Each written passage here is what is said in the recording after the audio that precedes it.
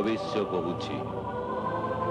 प्राचीन मुनि ऋषि माने मते जानिबा पई जुग जुग धरी गवेषणा करी ग्रह नक्षत्र मानंकु लक्ष्य करी निजर अनुभूति को पोथीपत्र रे उल्लेख करी जाइछन्ति। एही लब्ध ज्ञान को नहीं सृष्टि हेछि गणित, तंत्र और ज्योतिष शास्त्र।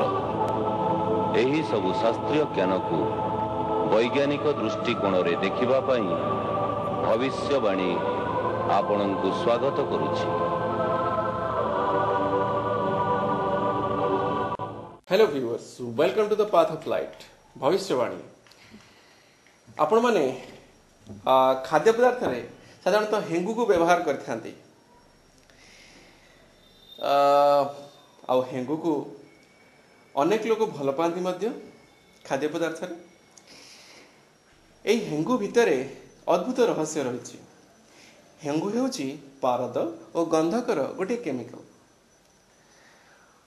मर्कुरस सल्फेट कहले अत्युक्ति हेबा नाही। तेबे एई गंधक आ पारदर मिश्रण रे जो हेंगु सृष्टि हेछि कॉम्प्लेक्स टी यह शरीर पई विशेष भाव में उपयोगी। एपरिकी विभिन्न प्रकार बात व्याधि जेमिति कि र्यूमेटिज्म, र्यूमाटॉइड आर्थराइटिस ठारू आरंभ करी heart problem, brain attack, mind रो जेकोसी प्रोब्लेम ए सब पई मध्य हेंगु एक फलप्रद औषध। किंतु हेंगु को प्रथमे प्यूरिफाई करना आवश्यक। हेंगु को प्यूरिफाई करबा पई यहाकू अति सहज मार्ग आम लोक माने मध्य जानती। हेंगु को प्रथमे पानी रे मिसई दिया जाए।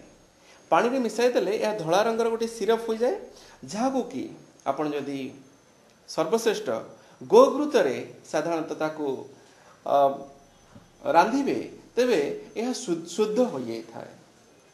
एई भली भाबे हेंगु को व्यवहार कले शारीरिक रोग व्याधि गुड़िक दूरे जाए। खाद्य को खाद्य हेबो ता सहित रोग दूर हो पारिबो। याठू भल कोन अछि? कारण पारद होउची श्रेष्ठ धातव जहाँकि आमर रसायन विद्या रही समस्त रोग को अचिरे दूर करि पारे। जहाँ अछि एई हेंगु भितरे एई पारद शिववीर्य पारद। एई आपण देखुचंती प्यूरिफाइड हेंगुटी देखिया पाई रक्त रंगर रेडिश कलर जेमती आपण देखुचंती। आउ एहा को व्यवहार कले समस्त रोग व्याधि दूरे जीवो। मार्केट रु किनला बेले हेंगुर क्वालिटी उपरे अवश्य ध्यान दियंतु। भविष्यवाणी institute of astrology and occult science, Nuagaon municipal road, opposite to Gaurishankar English medium school, Puri road, post Shishupalgarh, Bhubaneswar 2। और फोन नंबर होची 2340-474। नंबर टी आउथरे चेक करिवे 2340-474 एवं आम मोबाइल नंबर होची 9861129240।